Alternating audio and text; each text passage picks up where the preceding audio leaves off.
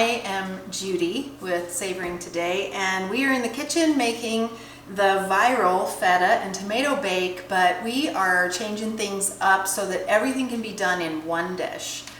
And we add zucchini, spiralized zucchini, in the dish so that you have a complete meal with vegetables, a little bit of pasta, the tomato and the feta all together in one casserole dish that your family is going to love. So let's get cooking.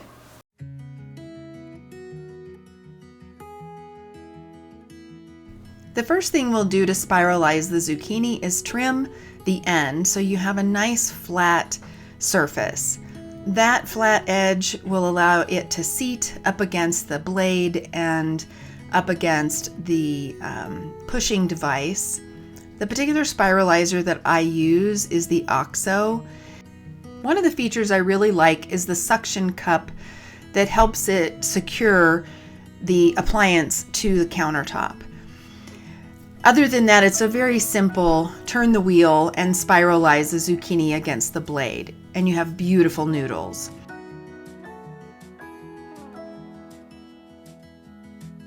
I then add salt to season the noodles. Now it's time to prep the garlic and the basil. We like a little chunkier garlic in this dish, so we use sliced, but you can also use a garlic press if you want a more fine mince. Next, you will break the angel hair pasta and then layer that in a thin layer in the bottom of the pan. Add the water to the pan and then lay your zucchini noodles right on top of the pasta. If the noodles get too long, you can easily cut them or just pull them apart. It's a little long. Next, you'll add the tomatoes right over the zucchini and spread them out in an even layer. I like to add the sliced garlic to the edge of the casserole dish because it will heat up faster and be hot longer, and it'll roast the garlic more evenly.